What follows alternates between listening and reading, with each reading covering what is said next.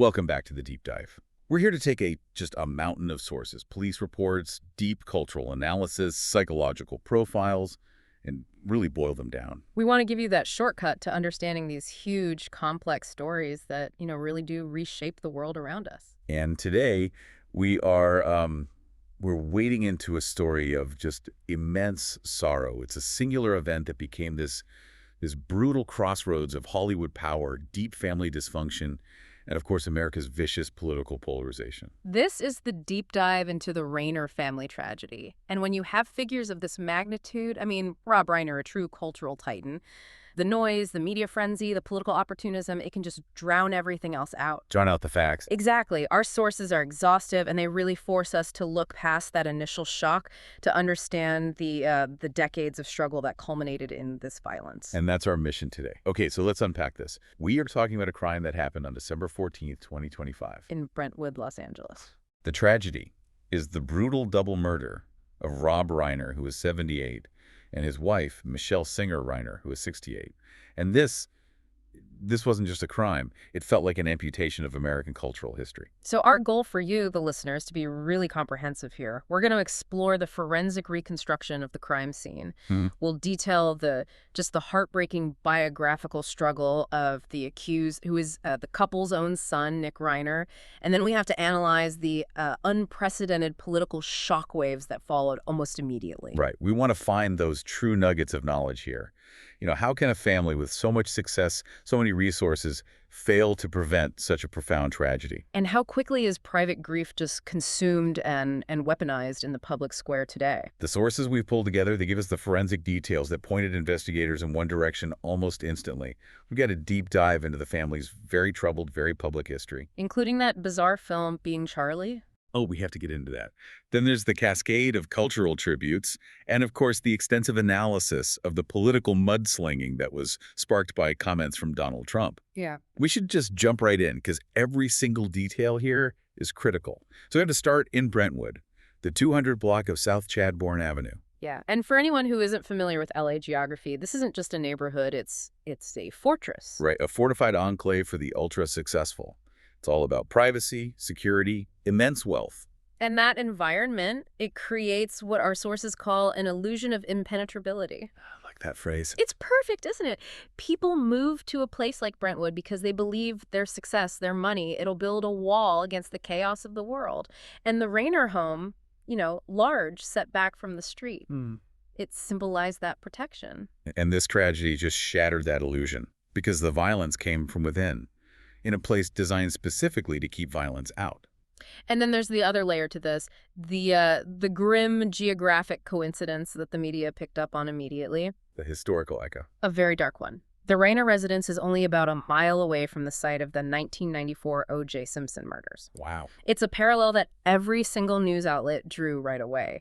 It just invokes this dark history of celebrity homicide, completely shattering the perceived peace of the LA elite. It's a reminder that no amount of fame or money can protect you from domestic violence or the people inside your own house. Right.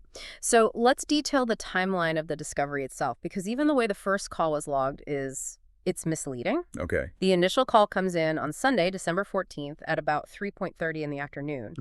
And the first critical piece of information from the sources is how the emergency was logged. How was it? It went to the LAFD as an ambulance death investigation. So medical, not criminal. Exactly. That very formal, almost sterile bureaucratic term. One source said it belied the carnage. The first responders, the dispatcher, they were probably expecting a natural death, maybe a medical emergency. Not a violent double murder. Not at all. And that little lag, that misclassification, it means the initial scene was treated with, a bit less urgency than a homicide investigation really demands from minute one. And the person who had to make that call, who had to walk in and find that scene, it was the couple's daughter, Romy Reiner. It's the ultimate family nightmare. I can't even imagine. Romy Reiner entered the home and found her parents. The sources are very, very clear about the profound brutality of what she saw. They specified the cause of death. Yes. Both victims had suffered fatal knife wounds, and multiple reports indicated their throats had been slit. Now, in forensic analysis, that type of wound it's highly significant. How so? What does that tell an investigator right off the bat? Well, using a knife, it requires extreme proximity. It's not a quick, impersonal act like a gunshot from across the room. It's up close. It's intimate. It requires prolonged physical effort. The sources describe the violence as exhibiting a profound level of rage and intimacy. That effort, and the specific location of the wounds, it immediately suggested the attacker was known to the victims. So the motive wasn't robbery. It wasn't a random break-in. No. This was personal, deep-seated, explosive rage.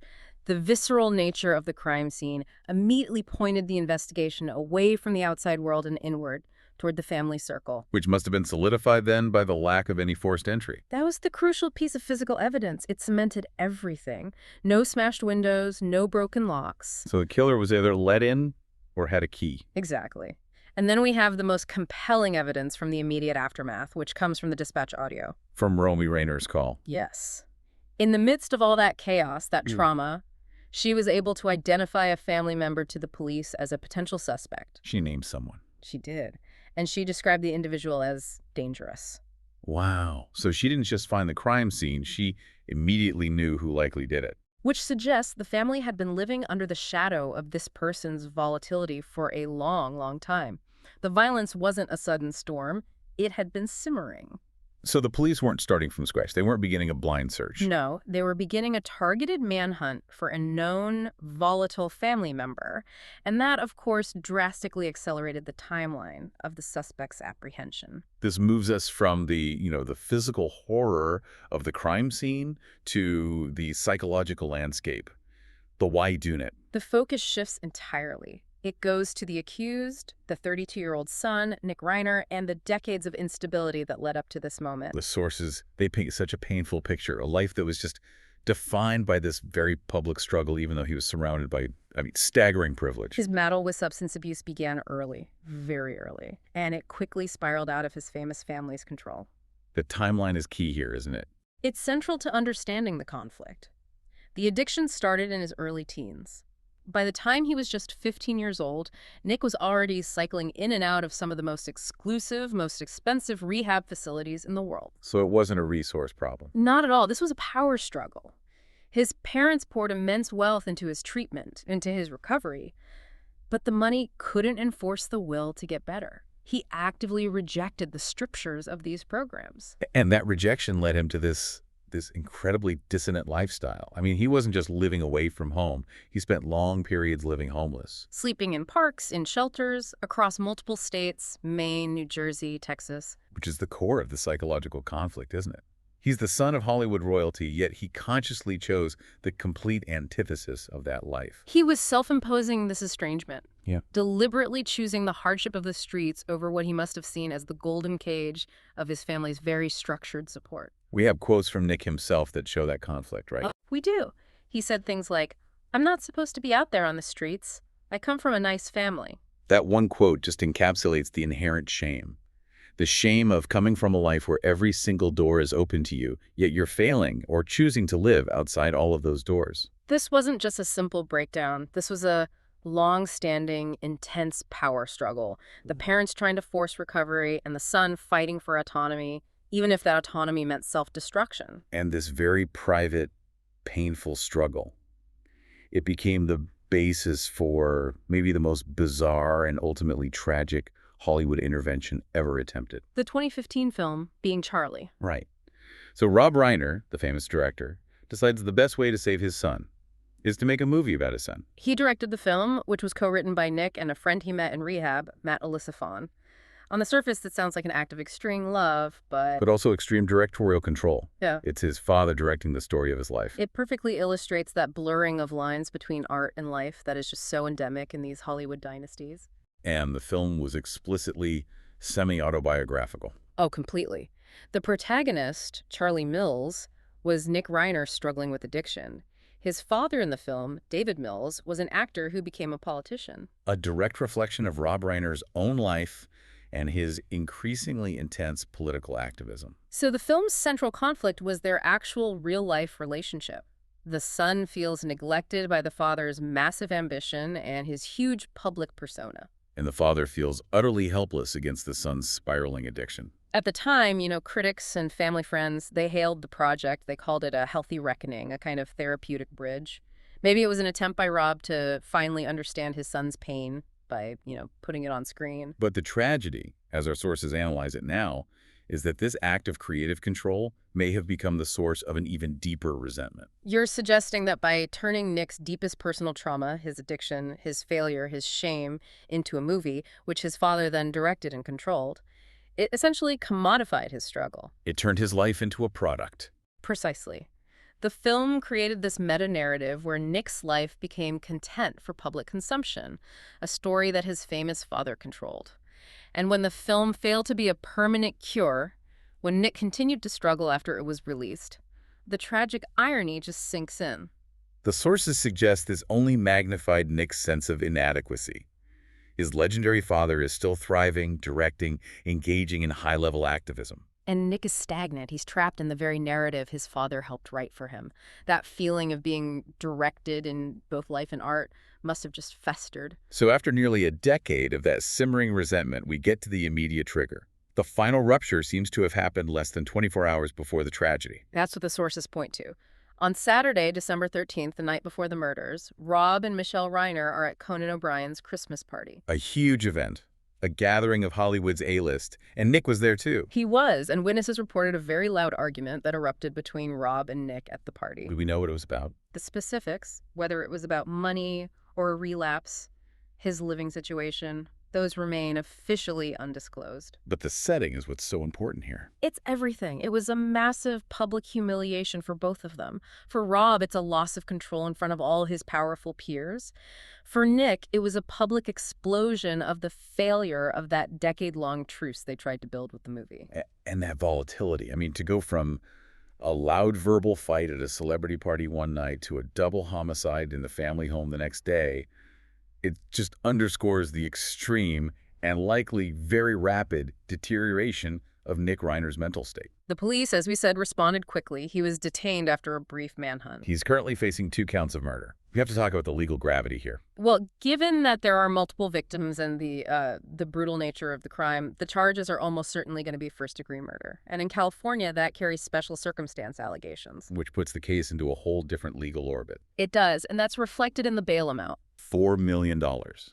Our listeners might wonder why that specific very high number. That $4 million bail, it's a critical detail. It tells you how the court assesses the risk. It's set that high for 2 main reasons. The first being the severity of the crime. Exactly. Multiple homicides, special circumstances. This is in the orbit of a capital case, even if the death penalty isn't ultimately sought. But second, and just as important, is flight risk. Because of his history. His documented history of self-imposed estrangement. He has lived homeless across state lines. The court believes he has the motivation and the proven capability to just vanish, even if he doesn't have his own money. So he remains in Los Angeles County Jail, facing a trial that will inevitably pull on every single one of these historical threads. We have to shift our focus now entirely to the victims, because the scale of the loss here is it's culturally enormous. Rob Reiner wasn't just a famous person. He was a defining figure for multiple generations of American entertainment. He really was. He accomplished that incredibly rare feat of stepping out from the shadow of a legendary father, Carl Reiner, a true pioneer of American comedy, and then building his own legacy that, arguably eclipsed his father's fame while still honoring it. His career path is just almost unmatched in its versatility. It is. Most of us of a certain age first knew him as Michael Meathead Stivic on All in the Family. And that wasn't just a sitcom role, was it? It was a cultural lightning rod in the 1970s. Oh, absolutely. Meathead was the embodiment of the young, liberal counterculture arguing with Archie Bunker's working-class conservatism. That dynamic, that conflict between those two characters, it basically defined the political and generational divide in America for millions and millions of people every week. And it established Rob Reiner's public persona as this outspoken progressive activist, a stance he held fiercely his entire life. It also won him 2 Emmy Awards. But then the real transformation happens. This is where his genius becomes just undeniable, is when he steps behind the camera. His directorial output, especially from the mid-'80s to the mid-'90s, is just a stunning run of perfection. It's what a lot of cultural commentators call his golden decade. He wasn't just making popular movies. He was creating the blueprints for entire genres. Let's start with This is Spinal Tap in 1984. It didn't just satirize rock documentaries, it basically invented the modern mockumentary vocabulary. It influenced decades of comedy filmmaking. Then these huge emotional pivots. Just 2 years later, 1986, you get Stand By Me. A definitive, sensitive, and profoundly influential film about male friendship, about the trauma of childhood loss. He captured that specific, fleeting moment of adolescence with a depth that has rarely been matched. And then, a year after that, he completely shifts gears again. The Princess Bride. Pure, joyful escapism. A genre-bending fairy tale that became an instant cult classic. It gave us lines of dialogue as you wish, inconceivable, that are now permanently woven into the fabric of our culture. It's incredible. Then he shows his mastery of modern romance with When Harry Met Sally in '89. That film defined the structure, the pacing, the emotional beats of the successful rom-com for the next, 20 years? It proved he could go from hard rock satire to nostalgic drama to pure, witty romance. And he wasn't done shifting. The '90s brought another abrupt turn. Misery in 1990. A claustrophobic, terrifying psychological thriller that won an Oscar for Kathy Bates. It proved his command of horror and suspense. And you can't forget the powerhouse courtroom drama, A Few Good Men, in 1992. Which gave us one of the most intensely quoted lines in all of cinema. It established him as a master of high-stakes drama, too. So what's critical for you, the listener, to grasp here is that this wasn't just about commercial success. It was about artistic control over completely different genres. He was a cultural shapeshifter. And in his later years, he leveraged that enormous fame for serious political advocacy. He was instrumental in creating the first 5 Commission in California, focusing on early childhood education. He was a tireless advocate for marriage equality. His political life became as central to his identity as his creative life. And through all of that, standing right beside him was Michelle Singer Reiner, who was 68, a respected photographer and producer. But the sources stress she was so much more than that in their partnership. She was the indispensable partner, the anchor. They met, fittingly, on the set of When Harry Met Sally, and they married in 1989. And their peers consistently described her as Rob's intellectual resource. She was the person he ran ideas by. The stabilizing matriarch who had to manage the immense internal pressures of running a Hollywood dynasty, especially the private, agonizing struggle with their son. She collaborated with him on his later projects, too. The documentary God in Country and the highly anticipated Spinal Tap 2. Her loss, which is often overshadowed by Rob's huge celebrity, is really the loss of the foundational stability of that whole family unit. She was the one who absorbed the decades of chaos from Nick's addiction. And for that stabilizing force to be extinguished so violently alongside Rob, it just highlights the total and complete destruction of that family structure. The silence surrounding the family's grief. It was almost instantaneously replaced by political noise. It happened so fast, and because Rob Reiner was such a long-standing, vocal, progressive activist, his death wasn't treated as a private tragedy. It was immediately seen as a political flashpoint. The speed was just astonishing. And it really crossed a clear boundary in American political discourse. On the morning of December 15th, less than 24 hours after the bodies were found, former President Donald Trump posted a statement on Truth Social. While the crime scene was likely still under active forensic processing. Exactly. And we need to analyze the rhetoric here impartially, just focusing on the content and the structure of what he claimed. He specifically blamed Rob Reiner's death on something he called TDS. Trump derangement syndrome. Yes. The post was very calculated. Trump claimed Reiner's death was reportedly due to the anger he caused others through his massive, unyielding, and incurable affliction with a mind-crippling disease known as Trump derangement syndrome. So the sources, they really break down that rhetorical strategy into 3 parts. They do. First, there's the pathologizing. He frames Reiner's political dissent, his fierce, vocal criticism, not as a legitimate political viewpoint, but as a fatal, mind-crippling disease. It's a tactic designed to completely dehumanize your political opponent. The second, and arguably the most egregious part, was the victim blaming. Right. The post clearly implied that Reiner's raging obsession with Trump is what drove the people around him, and we're meant to read that as his son, Crazy Why. It's an explicit attempt to shift the blame for the violence away from the perpetrator, Nick Reiner, and onto the victim, Rob Reiner, essentially suggesting that the victim's own political activism is what provoked the fatal rage. And then the third part is the self-aggrandizement, pivoting from a double homicide to campaign messaging. The post concluded by claiming Reiner's paranoia grew as the Trump administration surpassed all goals and expectations of greatness.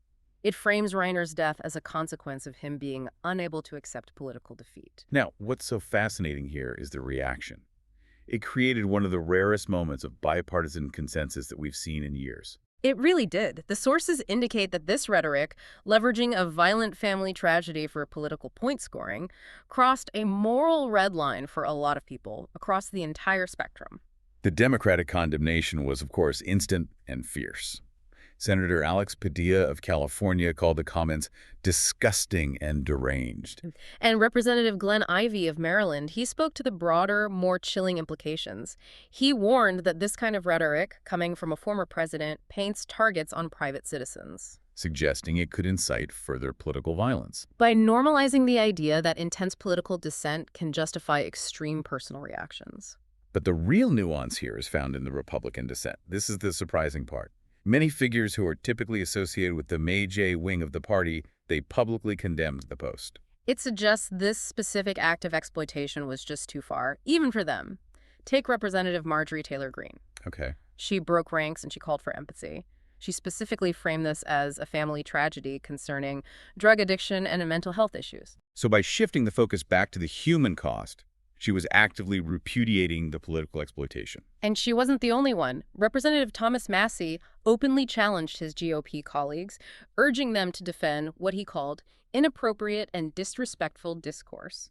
Even Jenna Ellis, a former Trump campaign lawyer, she publicly stated, "This is not the appropriate response. This is a horrible example from Trump." The fact that even his staunch supporters were alienated shows that this particular use of tragedy for political gain really crossed a line. It confirmed that even in our intensely polarized climate, there's still a boundary, however faint it might be, regarding the integrity of victims of violent crime and the, sanctity of personal grief. The backlash wasn't just about Rob Reiner. It was about the dangerous precedent being set by weaponizing a violent death in real time. Moving from that cultural chaos, we have to ground this crime in a more sociological and legal framework. This is a case of parricide, the killing of one's parents. It's a statistically rare crime, accounting for less than 2% of all homicides in the U.S. And yet, the sources say that the dynamics in the Reiner case align almost perfectly with established criminological patterns. They do, specifically a pattern that criminologists call the failed launch dynamic. Okay, let's drill down on that. What is the precise definition of failed launch, and how does it map onto Nick Reiner's perpetual cycle of dependency and rejection? The failed launch dynamic is typically seen in cases with an adult child, usually in their late 20s or 30s. For various reasons, often a mix of mental health issues, addiction, and inability to achieve self-sufficiency, they remain financially or emotionally dependent on their parents. But, and this is the crucial part, they harbor this intense, burning resentment over that very dependency. Exactly. The parents, often with immense resources, try to manage that dependency, which the adult child then interprets as stifling control and a constant reminder of their own failure. That perfectly captures Nick Reiner's biography. He had access to every resource you could imagine, but he actively chose homelessness to escape the strictures of his parents' programs. He spent years trying to prove he didn't need their help, yet he kept returning to the family orbit when he inevitably ran out of options. His history is a textbook example. He rejected their attempts to control his recovery, running away to different states, yet he ultimately had to return to the safety and financial security of that Brentwood mansion. And that return would just reignite all the old conflicts. The parents' love, their attempts to enforce sobriety, they became, for Nick, a constant, humiliating reminder of his inability to stand on his own 2 feet, a source of shame he couldn't escape as long as they were alive and successful. And all of that resentment was amplified by the unique pressure of growing up in a creative dynasty. This is the Nepo baby dynamic, but with a particularly insidious twist. It's the trauma as content problem. Nick wasn't just rich, he was the son of a titan of creation. And his deepest, most shameful struggle, his addiction, it wasn't just public knowledge, it was literally adapted, produced, and directed by his father in Being Charlie. Can you imagine your personal failure being the source material for your father's creative control and public attention? The sources suggest that the film, which was meant to be this therapeutic bridge, instead it just codified his failure. The film's public narrative put a ceiling on his recovery because, in the public imagination, his identity was now forever tied to the protagonist his father directed. His failure was his father's published work. And that creates an almost unbearable sense of inadequacy. While Rob Reiner continued to be a legend, Nick was stuck in the narrative of the struggling addict that his father had helped craft. The rage that we often see in failed launch Parasite, it stems from a desire to destroy the source of that control and shame, to finally achieve separation. So, looking ahead to the legal challenges, the inevitable defense strategy will have to pivot heavily on the distinction between addiction-fueled rage and a true underlying mental illness that could preclude intent. That is the core legal battle right there. Observers have already raised the possibility of drug-induced psychosis to explain the extreme violence. For the defense to succeed with an insanity plea, they have to demonstrate a psychotic break so severe that it prevented Nick from knowing the nature and wrongfulness of his actions at the moment of the crime. But the sources also highlight a very specific forensic hurdle the defense is going to face, and it circles right back to the crime scene details we discussed at the beginning. The knife. The choice of weapon. It's a key technical challenge for the defense. In murder cases, especially when you're trying to negate intent, the nature of the weapon is vital. And the use of a knife. It requires sustained, close-quarter physical effort. And the specific action of slitting the victim's throats, that is powerful evidence of premeditation, or at the very least, a sustained intent to kill. It suggests a level of focus and visceral determination that is very difficult to argue away as a sudden, complete psychotic break from reality. Exactly. A quick, impersonal act might support that idea of a momentary break. But this was a crime that required significant, deliberate effort. The defense needs to prove that, despite the effort involved, he was incapable of forming intent. That is a very high bar. And the legal system will scrutinize every minute detail to determine if this was just a consequence of intoxication or the calculated explosion of decades of deeply rooted resentment. Moving from the courtroom speculation, we have to pause and reflect on the tremendous creative hole Rob Reiner leaves and the profoundly personal impact this had on his peers. He was widely respected, often called a mensch, a person of integrity, in an industry not always known for that. The reaction wasn't just a celebrity headline. It was a deeply visceral response from people who had built careers and friendships with him over half a century. Rob Reiner spanned generations of comedic and dramatic talent. You saw that physical, emotional toll in the people who showed up at the Brentwood home right after the news broke. Billy Crystal, his star from When Harry Met Sally. He was photographed just visibly in tears. That one photograph communicated so much about the depth of their bond. It was a relationship that went far beyond director and actor. Larry David was also seen at the site, which just highlights Reiner's deep, long-standing roots in that tight-knit Jewish comedy scene that his father, Carl, helped establish decades earlier. These aren't just colleagues. These are generational friends who are navigating a shared loss of one of their most celebrated figures. And then the tributes poured in from the political and cultural worlds, recognizing his unique ability to bridge entertainment and activism. Former President Barack Obama delivered a profound statement. He spoke of how Reiner's films gave us some of our most cherished stories, and he coupled that with his deep belief in the goodness of people. Vice President Kamala Harris noted that his work was woven throughout our culture and had impacted generations of Americans. And Governor Gavin Newsom was very explicit in highlighting the tangible policy legacy, referring specifically to Reiner's leadership on the First Five California Commission, which has had concrete, lasting effects on early childhood education in the state. This tragedy, it truly signifies the bloody, devastating end of the Reiner dynasty, which had been a pillar of American comedy and direction since the 1950s. That's the ultimate cultural consequence. Rob Reiner represented a specific type of Hollywood figure, the artist who achieved fame in front of the camera, mastered the craft behind it, and then dedicated that influence to policy change. That continuity, which began with Carl Reiner's brilliance, has now just been violently severed. And the legacy of navigating the legal and emotional aftermath now rests squarely on the shoulders of the surviving children, Jake, Romy, and his adopted daughter, Tracy. They have to carry the weight of this unspeakable, very public family failure. So what does this all mean for us as we look at this deep dive? When we synthesize this vast amount of source material, the forensics, the psychology, the public fallout, three devastating core themes really crystallize. First, the complete tragic destruction of a family dynasty, a line of cultural influence that began with brilliance and ended in this horrifying, intimate act of violence. Second, that terrible, eerie intersection of private struggle and immense public legacy, where a son's personal trauma was literally turned into his father's content, which may have magnified the resentment to a deadly degree. And third, the shocking speed with which grief itself was weaponized in our modern hyperpolarized discourse. It demonstrates that no tragedy, no matter how personal or profound, is exempt from being immediately exploited for political gain. And while we've detailed the known facts, you should remember this investigation is still ongoing. Key forensic evidence, like the toxicology reports on Nick Reiner, is still pending.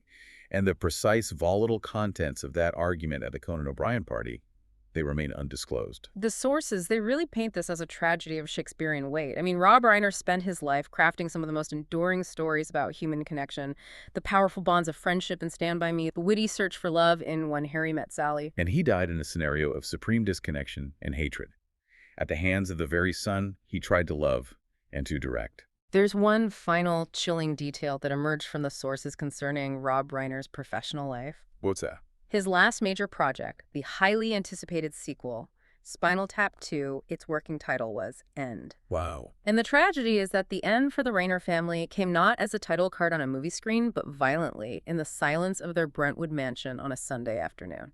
So we're left with this final provocative thought.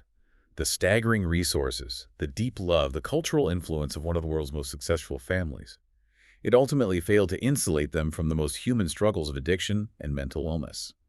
It is a chilling reminder that some conflicts, the need for true autonomy, the battle against dependency, are forces that are just beyond the reach of all the fame or wealth in Hollywood.